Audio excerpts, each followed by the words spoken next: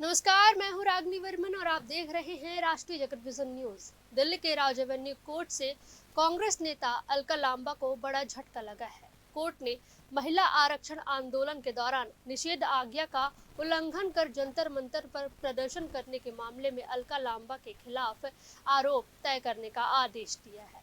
Court ने अपने आदेश में कहा कि वीडियो फुटेज में अलका लांबा को लोक सेवकों को उनके कर्तव्य निभाने से रोकते, बैरिकेड पार करते और प्रदर्शनकारियों को उकसाते हुए देखा गया है। और राज एवेन्यू कोर्ट के additional chief judicial magistrate Ashwini Pawar ने इस मामले में अगली सुनवाई की तारीख 5 जनवरी तय की है। अदालत ने अलका लांबा के खिलाफ भारतीय न्याय संहिता की धारा 132, 221 और 223 ए के तहत आरोप तय कर निर्देश दिए हैं।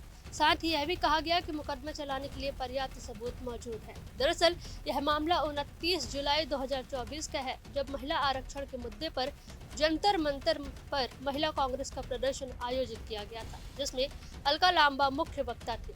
उस वक्त इलाके में भारतीय नागरिक सुरक्षा संहिता की धारा 163 के तहत निषेधाज्ञा लागू की गई थी। आरोप है कि अलका लांबा ने निषेधाज्ञा का उल्लंघन करते हुए टॉल स्टाई मार्ग पर लगे बैरिकेड्स को पार किया, नारेबाजी की और संसद के घेराव की कोशिश की।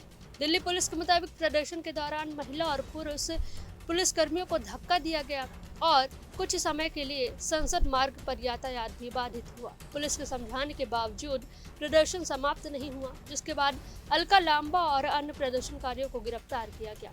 सब इंस्पेक्टर अनीता सिंह के बयान पर अलका लांबा के खिलाफ एफआईआर दर्ज की गई थी। कोर्ट ने साफ किया है कि मामले में ट्रायल चलाने के लिए पर्याप्त आधार मौजूद है और अब अगली सुनवाई में गवाहों के बयान दर्ज किए जाएंगे। फिलहाल इस खबर में बस इतना ही। देश प्रदेश की खबरों से अपडेटेड रहने के लिए हमारे चैनल को सब्सक्राइब करें और नए खबरों की नोटिफिकेशन के लिए बेल आइकॉन जरूर दबाएं। नमस्कार।